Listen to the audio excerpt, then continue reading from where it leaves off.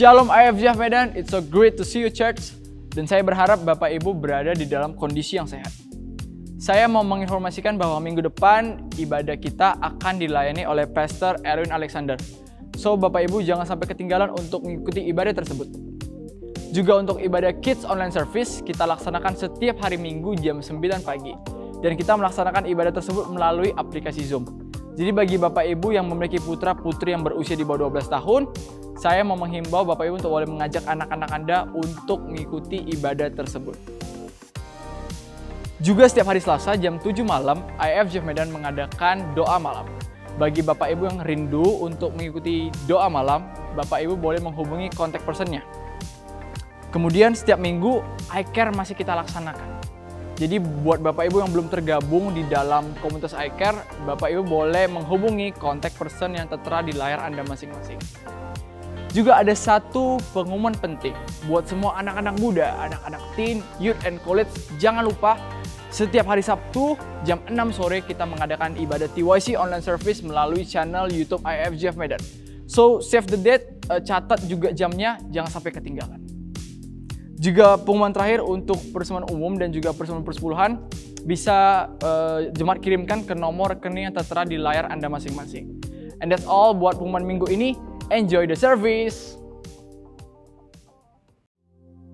Good morning, greater people. Sebelum kita memuji Tuhan, mari kita keluarkan tangan kanan kita. Semuanya sudah mengeluarkan tangan kanan? Oke, dekatkan ke tangan kiri kita. Lalu kita pegang pergelangan tangan kita. Ada denyut nggak Bapak Ibu? Bapak Ibu rasakan ada deg, deg, deg. Ada ya? Semua rasakan ya? Baik, sekarang kita letakkan tangan kiri kita di depan hidung kita. Apa yang Bapak Ibu rasakan? Ada nafas yang berhembus betul? Inilah kehidupan yang Tuhan berikan kepada kita. Selama nafasku berhembus, selama jantungku berdetak, selamanya ku kan ikuti setiap rencanamu Tuhan.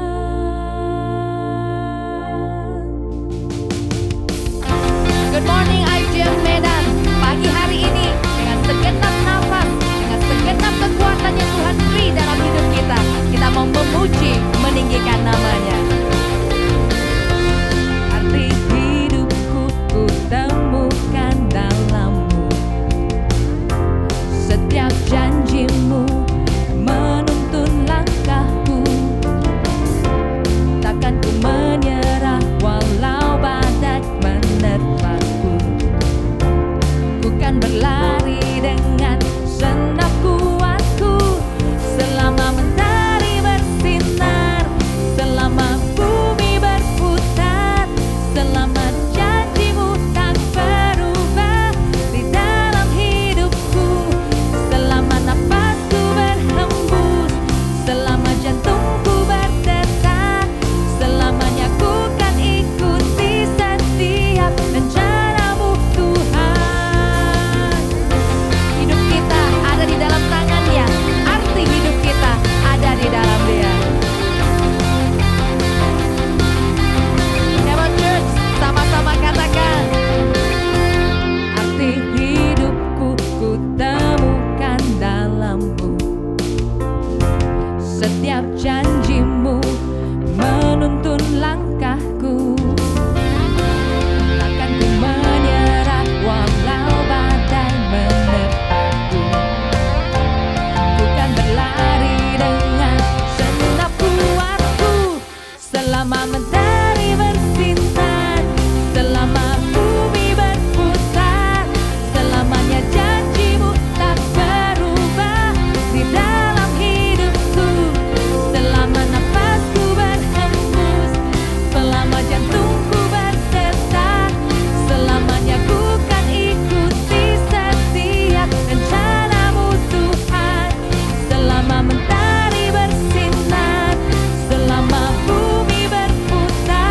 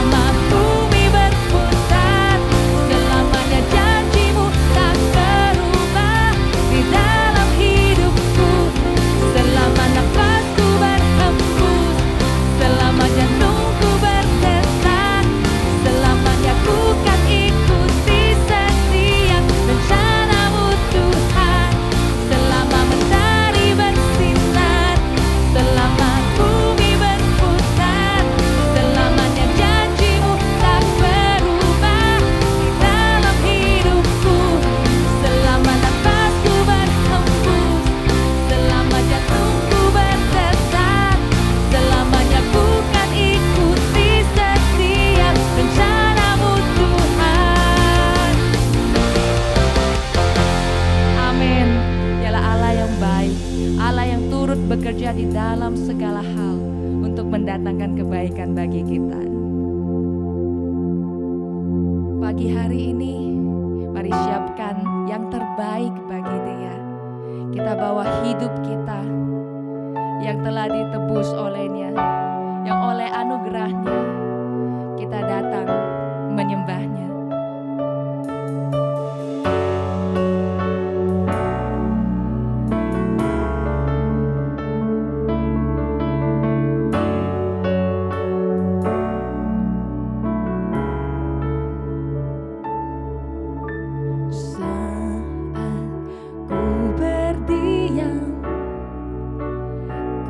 Bersyukur buat anugerah-Mu. Kini ku sadari semua dosaku telah diampuni. Saat ku renungkan kebaikan-Mu dalam hidupku. Thank you Jesus. Kini ku sadari ku berharga di hadapan-Mu, dan ku menyembah-Mu.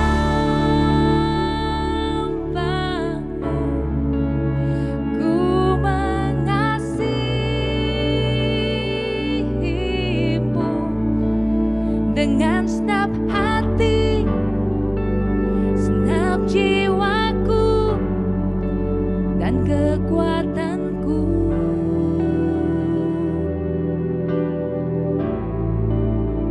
Dan ku menyembah-Mu. Ku mengasihi-Mu dengan segenap hati, segenap jiwaku dan kekuatanku.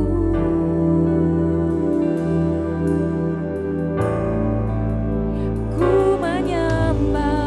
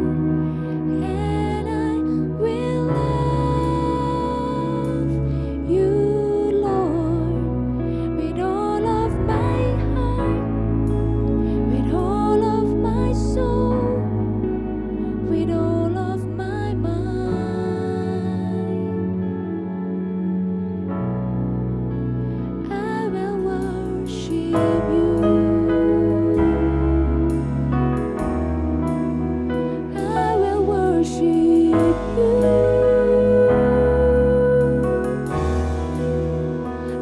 will worship you.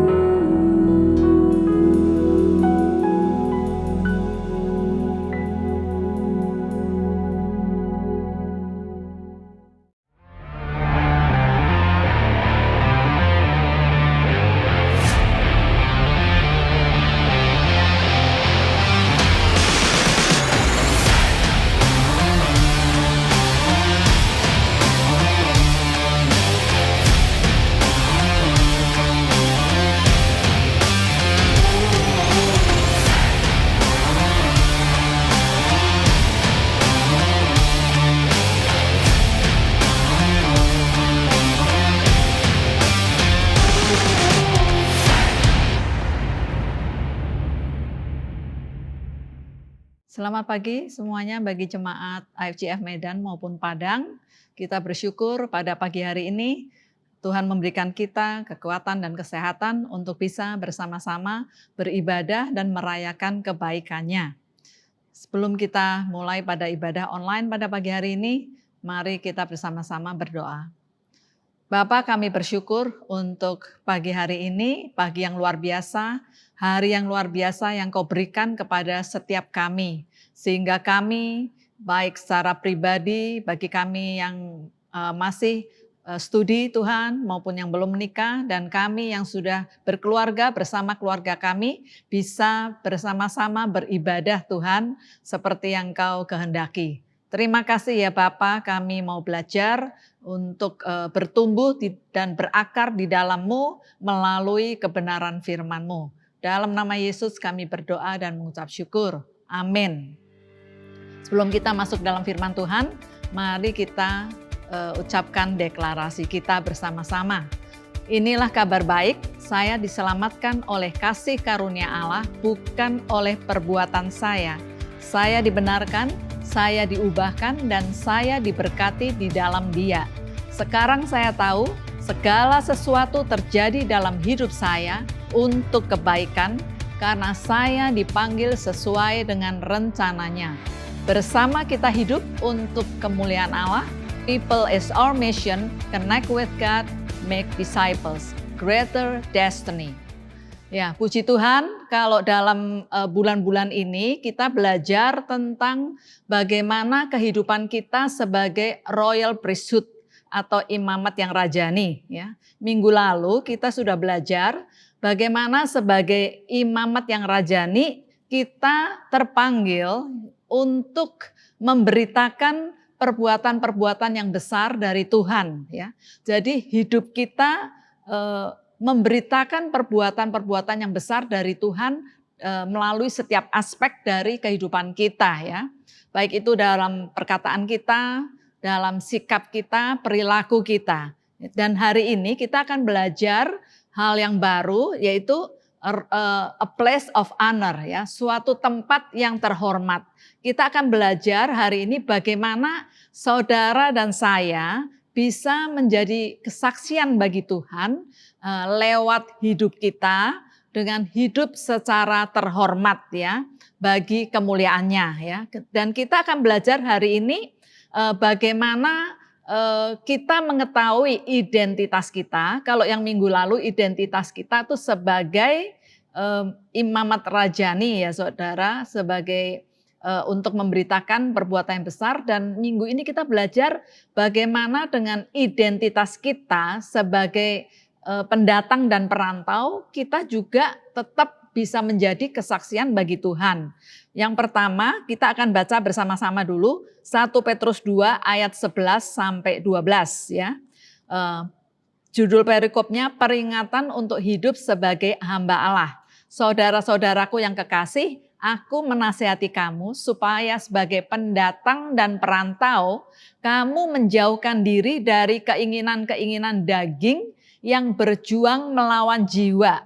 Milikilah cara hidup yang baik di tengah-tengah bangsa bukan Yahudi, supaya apabila mereka memfitnah kamu sebagai orang durjana, mereka dapat melihatnya dari perbuatan-perbuatanmu yang baik dan memuliakan Allah pada hari Ia melawat mereka, ya. Jadi di kedua ayat ini, ya, di ayat yang ke-11 itu kita belajar di sini bagaimana saudara dan saya yang punya identitas di sini dikatakan sebagai pendatang dan perantau, ya, bagaimana kita harus hidup, ya. Dan di sini kita yang pertama belajar bagaimana kita bisa discerning our position, ya, mengetahui posisi kita, ya. Posisi itu adalah suatu tempat atau keadaan di mana seseorang ditempatkan. Jadi kita belajar mengetahui bagaimana tempat atau keadaan di mana Tuhan menempatkan saudara dan saya untuk berada, ya, dengan identitas kita sebagai pendatang dan perantau, ya. Nah, seorang pendatang atau perantau itu adalah seseorang yang tinggal sebagai orang asing di tempat yang ia tinggali sekarang, ya. Tinggal sebagai orang asing, ya. Saya percaya beberapa dari kita pernah, ya, merantau. Apakah itu merantau keluar kota, merantau keluar pulau, atau bahkan merantau ke luar negeri, ya. Jadi kita tidak asing dengan hal itu, ya. Nah, pendatang atau perantau itu juga seseorang yang meninggalkan kampung halamannya, ya, kaumnya atau bangsanya, ya, ke tempat yang lain, ya, atau seseorang yang tidak tinggal di rumahnya sendiri, ya. Tadi disebut orang asing, ya, saudara. Nah, saudara, jadi sebagai seorang pendatang atau perantau, saudara dan saya ini tidak punya rumah, ya, enggak punya rumah yang sifatnya itu bisa dimiliki selama-lamanya, ya. Seorang pendatang atau perantau itu nomor satu hal yang dia tidak akan lakukan itu adalah membangun rumah yang tetap, yang dalam pikirannya, oh, aku mau tinggal di rumah ini seumur hidupku sampai tua, sampai aku meninggal. Itu saya percaya tidak akan dilakukan oleh seorang pendatang ataupun perantau, ya. Nah, jadi bila saudara dan saya juga seorang pendatang dan perantau, maka kita sadar, ya, bahwa tempat yang kita tinggali sekarang ini termasuk rumah kita, ya, saudara, itu tidak akan kita miliki selama-lamanya di dunia ini. Semua sifatnya hanya sementara, ya, titipan dari Tuhan yang bisa hilang, binasa pada suatu saat, ya, saudara. Termasuk orang-orang yang kita miliki itu yang kita anggap sebagai orang-orang yang terdekat dengan kita, ya. Karena kita ini pendatang dan perantau, ya. Enggak punya sesuatu pun yang bisa kita pegang erat-erat dan kita katakan, ya, termasuk tadi saya katakan rumah, aset apapun yang kita miliki, yang kita katakan, oh, ini aku sangat menyayanginya. Ya, ini berharga, ya. Aku akan terus memilikinya, aku akan terus tinggal di sini seumur hidupku, ya. Nah, saya juga punya prinsip hidup yang demikian, ya. Oleh karena itu akanlah sangat bahagia kalau saudara dan saya ini bisa mengerti mengenai prinsip kebenaran ini, ya. Jadi apapun yang suatu kali Tuhan bawa dalam hidup kita, suatu kehidupan yang berbeda, ya. Misalnya apapun yang kita miliki mungkin bisa kita lepaskan, ya, dan sudah pasti Tuhan itu pasti gantikan dengan hal yang baru. Kita tidak merasa sampai saudara stres, ya, atau mungkin kalau kita tahu pada masa-masa Amerika mengalami depresi yang besar itu, saudara, tahun-tahun sekitar 2000 resesi maksud saya 2010-2011, ya. Bahkan orang-orang di sana, ya, yang mungkin selama itu hidup nyaman, ya, tinggal di rumah yang mungkin nyaman, ya, saudara, tiba-tiba resesi besar terjadi, ya, mereka kehilangan pekerjaan, mereka mungkin tidak bisa membayar angsuran rumahnya, mungkin bisa kehilangan rumahnya, saudara, ya, mau jual rumahnya nggak bisa, saudara, karena resesi, ya, makanya banyak yang stres, bahkan yang bunuh diri, ya. Saya percaya saudara dan saya orang yang dipanggil Tuhan, ya, sebagai pendatang perantau, tetapi dengan suatu tujuan dan panggilan yang jelas pasti kita tahu kita tidak akan demikian ya. Saya percaya saat kita benar-benar mau bertumbuh di dalam kebenarannya, ya, mau mengenali panggilan Tuhan, kehendak Tuhan di dalam hidup kita, ya, seperti saya juga belajar. Itu suatu proses ya, nggak bisa langsung tiba-tiba, oh ya sudah hilang ini nggak apa-apa ya. Tetapi saya melewati proses hidup dari tahun ke tahun, saya belajar itu untuk tidak memegang erat-erat ya saudara. Nah jadi saudara, karena kita justru bersyukur rumah kita yang sebenarnya ini bukan yang di bumi, yang sementara yang bisa binasa.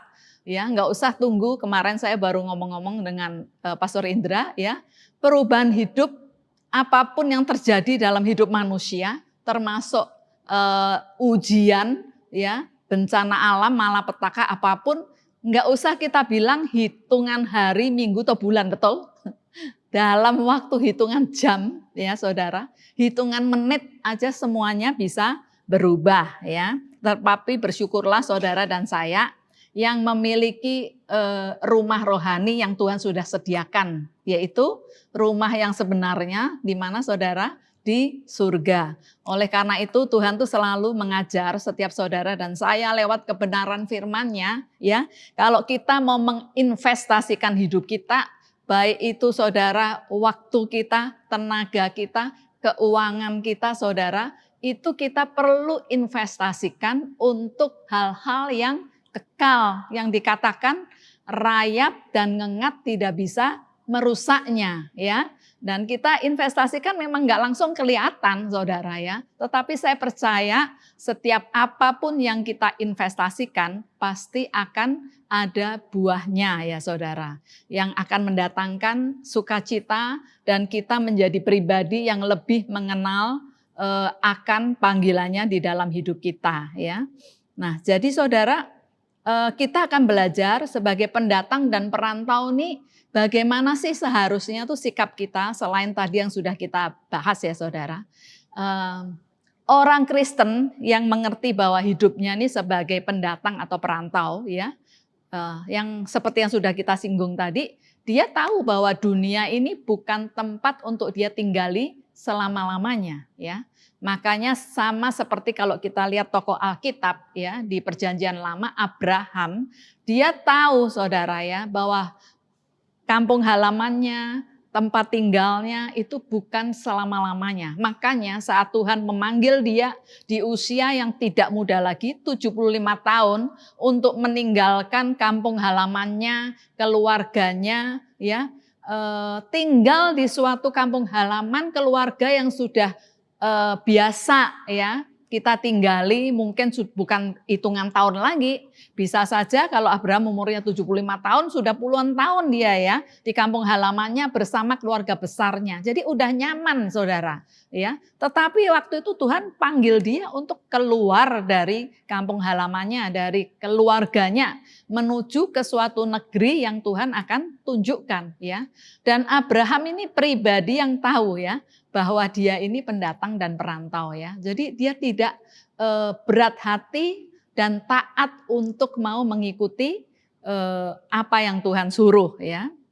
Yang berikutnya, orang Kristen yang tahu dia sebagai pendatang atau perantau, dia juga tidak akan selama di muka bumi ini mencari, mengejar dan menimbun harta, saudara, hanya untuk kepentingan dirinya sendiri, seolah-olah dia akan tinggal lama di bumi ini.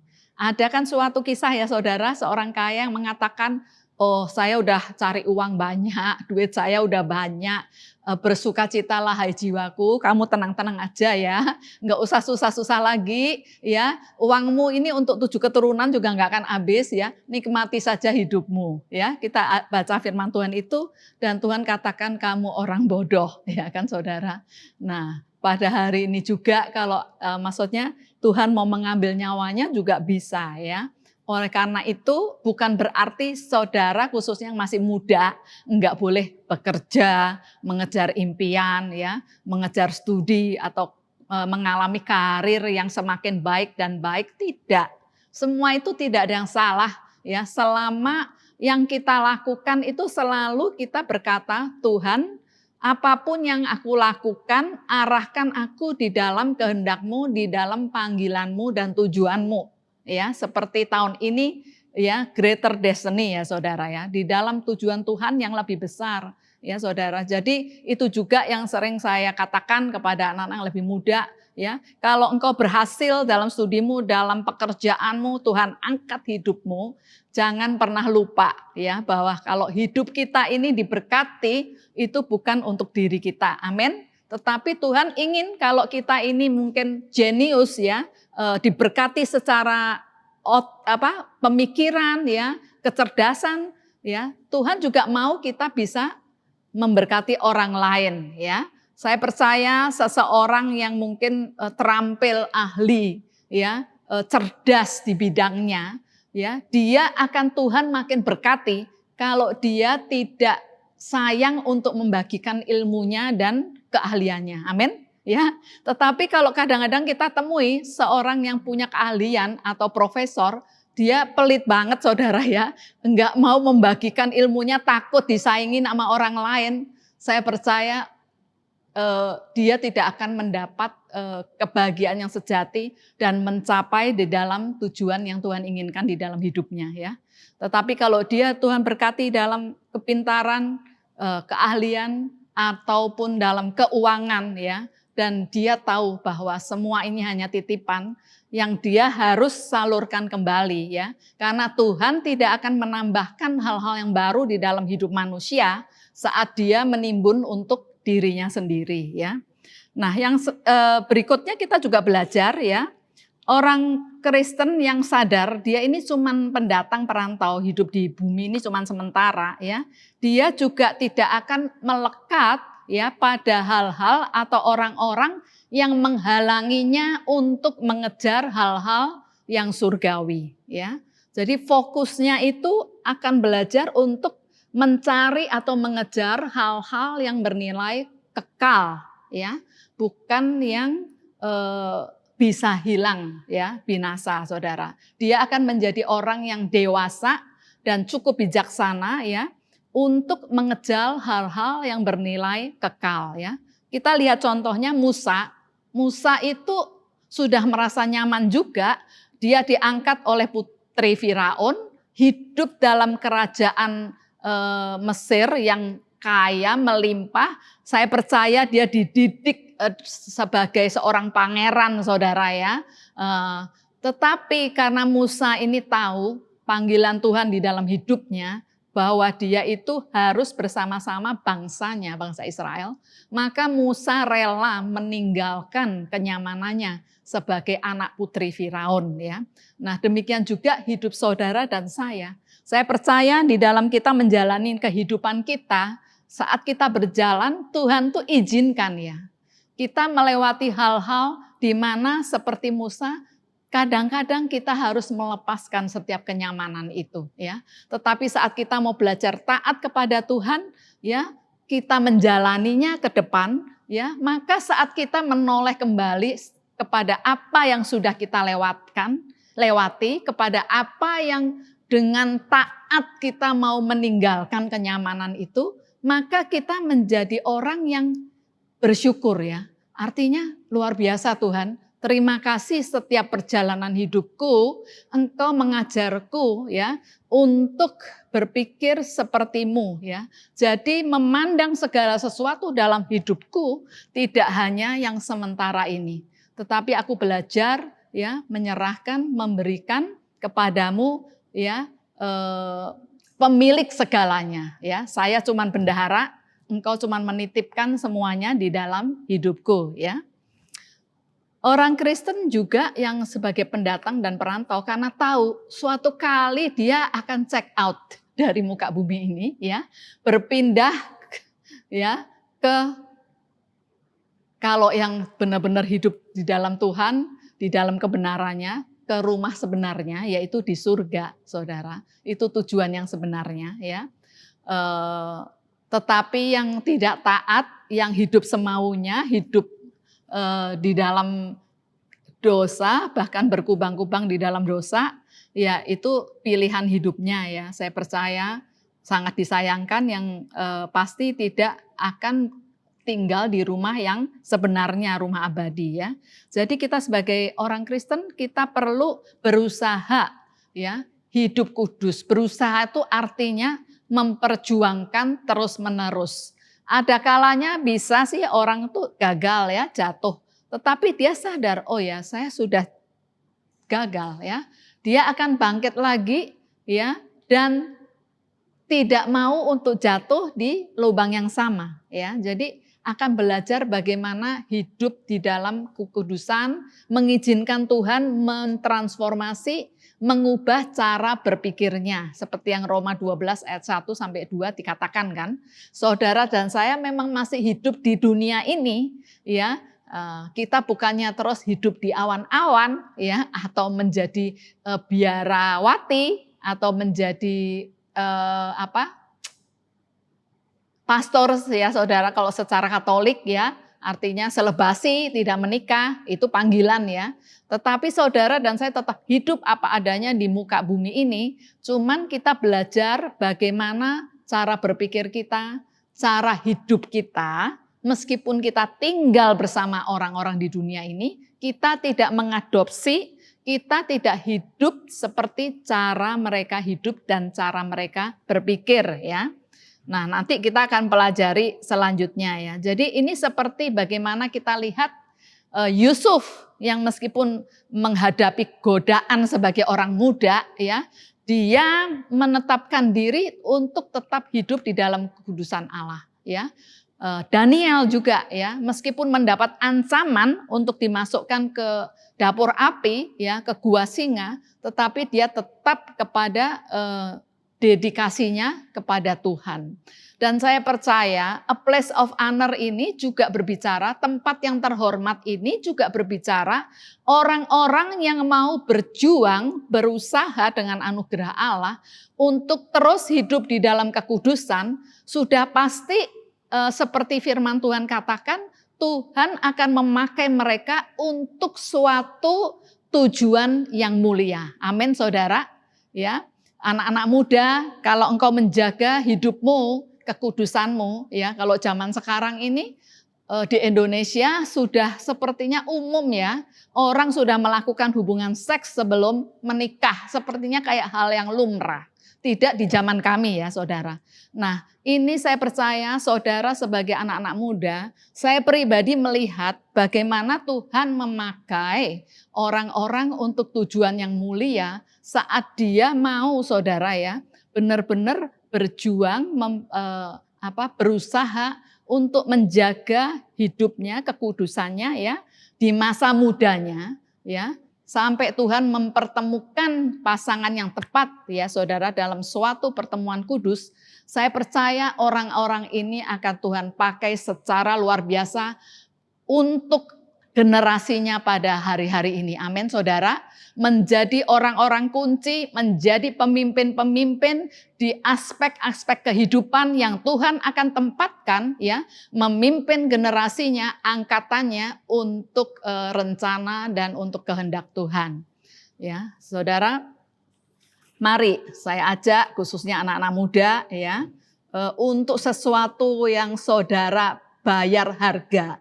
Tidak mungkin tidak ada sesuatu yang saudara akan alami dalam hidup saudara ya, sesuatu yang baik bahkan luar biasa yang Tuhan sediakan buat saudara ya.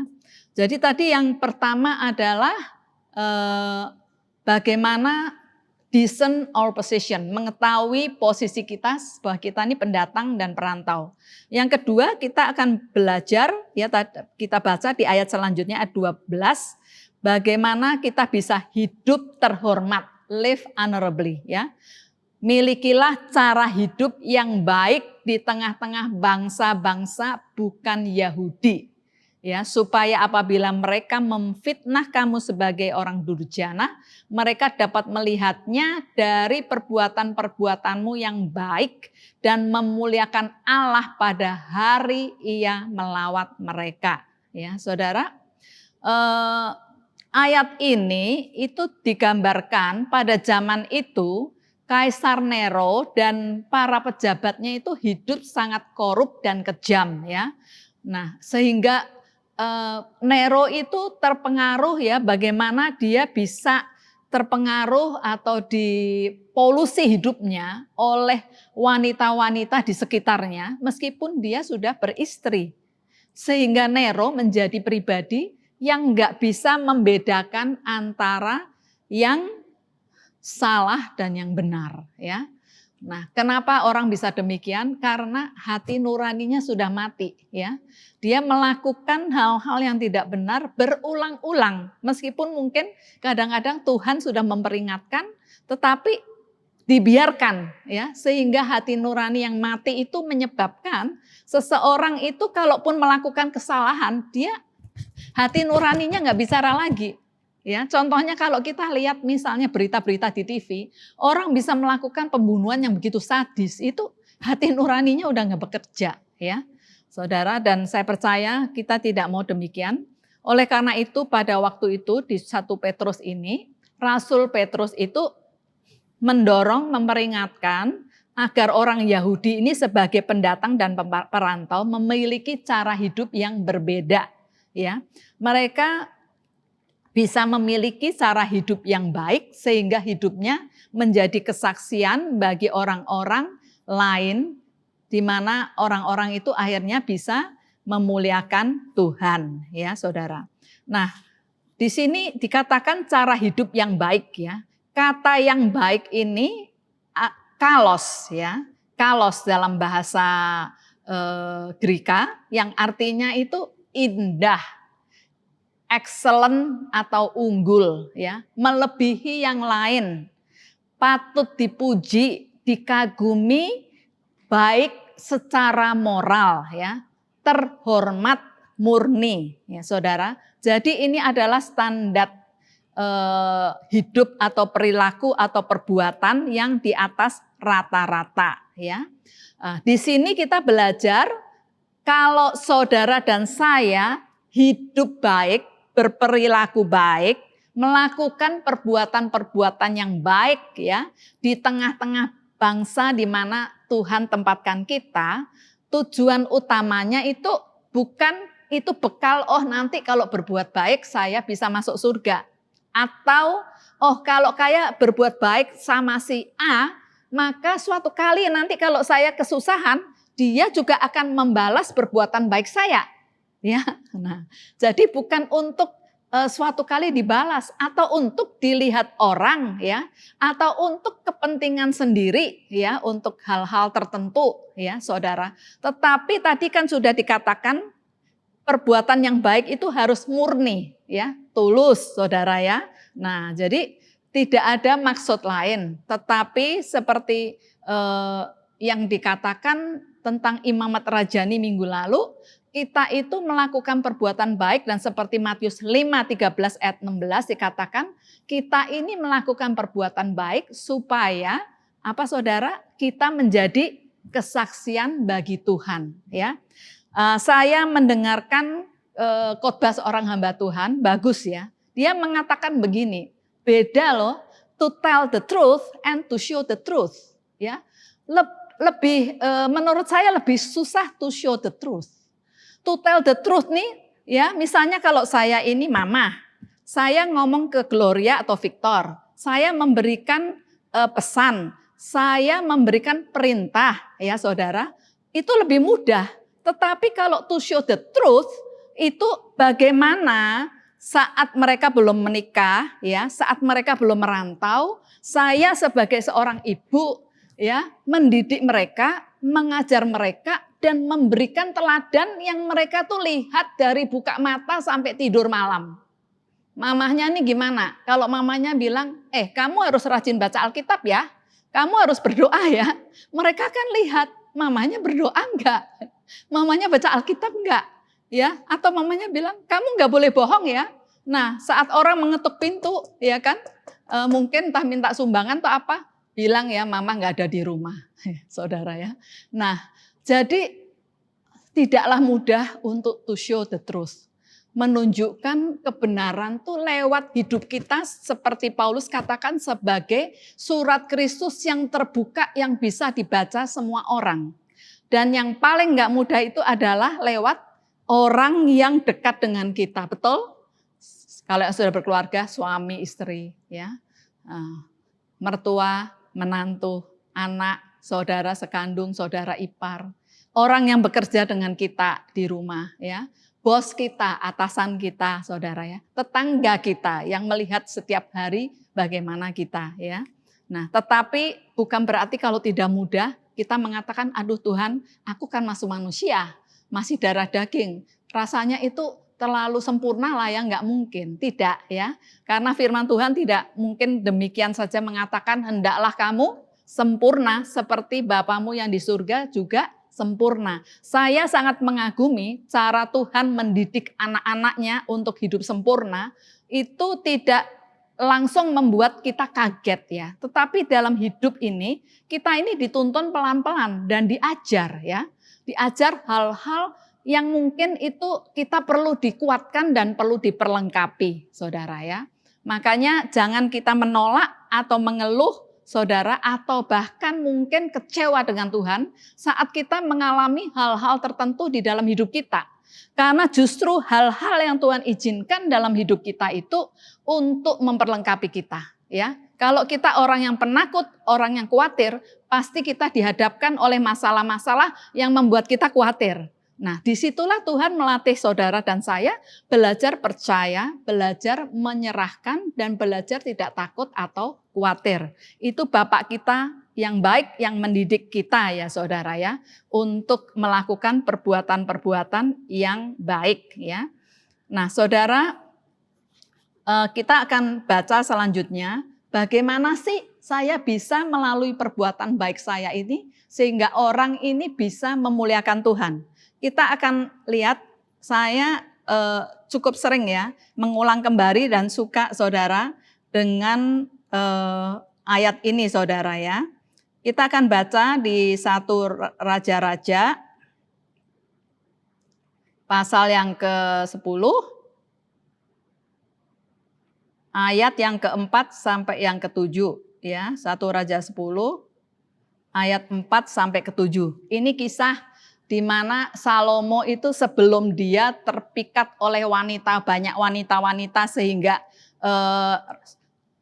istrinya sampai 300, selirnya 700, enggak salah saudara. Sebelum Salomo hidup yang sedemikian, dia kan hidupnya mula-mula itu hidup benar dan kudus di hadapan Tuhan ya. Dan Tuhan memakai hidupnya luar biasa sehingga dikatakan tidak ada raja di zamannya yang hikmatnya seperti Salomo. Dan yang kebesarannya, ya kekayaannya seperti Salomo. Sehingga Ratu Negeri Sheba itu penasaran, pengen lihat sendiri dari jauh dia datang. Kayak apa sih yang orang ngomong tentang Salomo? Nah kita lihat ini di 1 Raja-Raja 10 ayat 4 sampai ke 7. Ya dikatakan di sini, ketika Ratu Sheba melihat segala hikmat Salomo dan rumah yang telah didirikannya, makanan di mejanya, cara duduk pegawai-pegawainya, cara pelayan-pelayannya melayani dan berpakaian, minumannya dan korban bakaran yang biasa dipersembahkannya di rumah Tuhan, maka tercenganglah ratu itu dan ia berkata kepada raja, benar juga kabar yang kudengar di negeriku tentang engkau dan tentang hikmatmu. Tetapi aku tidak percaya perkataan-perkataan itu sampai aku datang dan melihatnya dengan mataku sendiri. Sungguh setengahnya pun belum diberitahukan kepadaku. Dalam hal hikmat dan kemakmuran engkau melebihi kabar yang kudengar. Ya. Jadi dari ayat-ayat ini kita belajar ya. Dikatakan Ratu Sheba ini benar-benar tercengang ya saudara melihat bagaimana Salomo mendirikan rumahnya ya. Kita bisa aplikasikan dalam hidup kita sehari-hari. Kita ini bisa memuliakan Tuhan lewat kesaksian hidup kita dengan bagaimana kita membangun rumah kita. Kalau saudara yang masih jomblo, membangun rumah itu membangun kehidupan saudara. Ya kan? Bagaimana saudara menggunakan waktu dengan bijaksana, mengelola uang dengan bijaksana, hidup dalam kekudusan. Kalau saudara belajar benar-benar tidak nyontek, ya saudara, belajar benar-benar mau memperbaiki, upgrade ya kepada yang lebih baik ya saudara, diperlengkapi. Karena pada zaman ini generasi muda ini teknologi yang berkembang, saudara ini saingannya banyak ya. Enggak bisa cuman sekedar rata-rata, tetapi harus di atas rata-rata. Amin saudara. Karena saudara bersaing dengan begitu banyak orang ya. Oleh karena itu perlengkapi dirimu ya. Untuk kalau engkau belajar benar-benar saudara di atas rata-rata ya. Kalau engkau bekerja, miliki etika kerja yang benar-benar excellent, unggul saudara ya. Apalagi kalau kita melayani ya saudara, kita juga punya etika pelayanan bagaimana orang itu bisa melihat dan memuliakan Bapa di surga ya. Nah, kemudian kalau yang berkeluarga juga membangun keluarganya. Bagaimana mendidik anak-anaknya ya, membangun hubungan suami istri yang bukan saja jalan baik-baik ya, tetapi harmonis ya, bahagia saudara, sehingga orang bisa melihat ya, itu benar.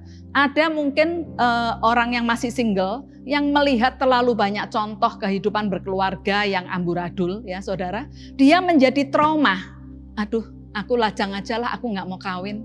Pernah saudara mendengar begitu? Ya, tetapi kalau kehidupanmu membangun rumah tangga dan keluarga, orang itu bisa melihat bagaimana tidak pernah ada piring melayang di rumahmu, ya kan saudara. Apalagi kalau dia sempat tinggal di rumah saudara ya, nggak ada percekcokan yang sampai suaranya kemana-mana atau main tangan saudara ya.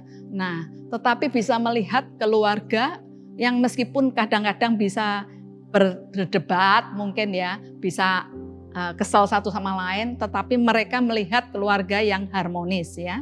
Nah, jadi ini adalah salah satu saudara, bagaimana saudara dan saya bisa lewat perilaku kita saat kita bekerja, saat kita membangun hidup keluarga kita, saat kita melayani ya, orang bisa melihat melalui hal-hal yang kita kerjakan saudara ya.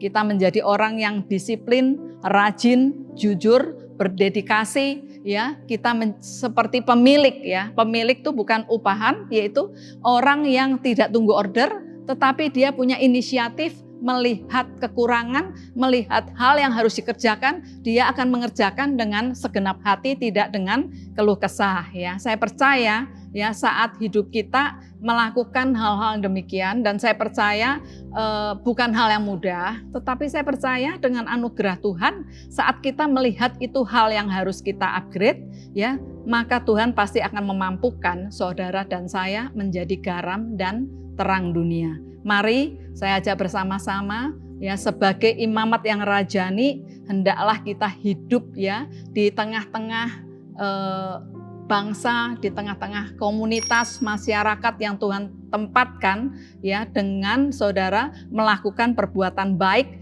agar hidup kita menjadi kesaksian bagi Tuhan.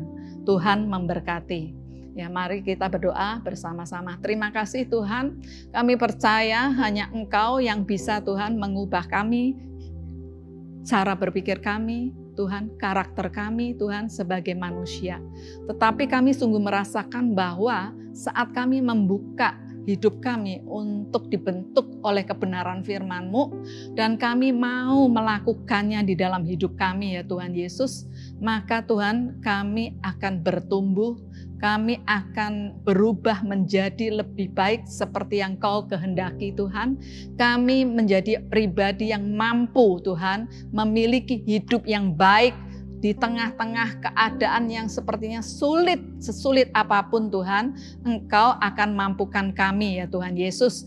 Dan kami tidak akan menjadi orang yang berhenti, tetapi kami akan terus tetap melakukannya sampai kami melihat Tuhan Yesus, perubahan dimulai dari diri kami yang akan Tuhan kami lihat melalui orang di sekeliling kami. Terima kasih Tuhan, biar kebenaran firman-Mu mengubah hidup kami, karakter kami, memperlengkapi kami dengan perbuatan-perbuatan yang baik. Dalam nama Yesus kami berdoa. Amin. Puji Tuhan ya, kita bersyukur untuk kebenaran firman Tuhan yang disampaikan oleh Ibu Mita pada hari ini. Saya percaya boleh menjadi berkat bagi kita untuk menguatkan kita dan memperlengkapi kita dalam setiap kehidupan kita. Ya, mari saudara-saudaraku kita berdoa bersama-sama menyerahkan hidup kita ya untuk Tuhan boleh pakai hidup kita menjadi saksi Kristus, menjadi berkat. Mari kita akan angkat tangan kita berdoa bersama-sama. Bapa, kami mengucap syukur untuk setiap kebaikan-Mu dan kemurahan-Mu dalam setiap kehidupan kami. Terima kasih Tuhan untuk kebenaran firman-Mu. Biarlah firman-Mu ini ya Tuhan yang boleh memerdekakan hidup kami, membentuk karakter kami, pribadi kami menjadi sebagaimana Tuhan yang Kau inginkan dalam setiap kehidupan kami. Pakai hidup kami Tuhan, buat hidup kami berarti bagimu dan bagi orang lain. Terpujilah namamu ya Bapa, terpujilah namamu ya Tuhan. Namamu berdoa Tuhan berkat-Mu dicurahkan berlimpah-limpah atas setiap kehidupan jemaat-Mu. Engkau yang boleh mengangkat mereka di atas bangsa-bangsa. Engkau yang memegang kehidupan mereka dengan tangan kanan yang perkasa, membawa kehidupan mereka untuk Tuhan mengalami akan kemenangan demi kemenangan di dalam Engkau ya Tuhan Yesus. Terpujilah namamu ya Bapa. Berkati setiap keluarga demi keluarga dengan kerukunan, kedamaian, ketentraman, bahkan kebahagiaan daripada Tuhan. Terima kasih ya Tuhan. Kau juga berkati setiap jemaat-Mu dengan kesehatan yang terbaik dan berkati dengan umur yang panjang. Biar seumur hidup kami boleh beribadah kepada Tuhan dan kami boleh melayani Tuhan. Terima kasih ya Bapa, terpujilah namamu ya Tuhan. Kami mendedikasikan, menyerahkan hidup kami sepenuhnya ke dalam tangan-Mu. Di dalam nama Tuhan Yesus Kristus, kami sudah berdoa dan mengucap syukur. Haleluya, setiap kita percaya katakan amin bersama-sama. Amin, amin. God bless you, Tuhan memberkati kita semua. Selamat hari Minggu.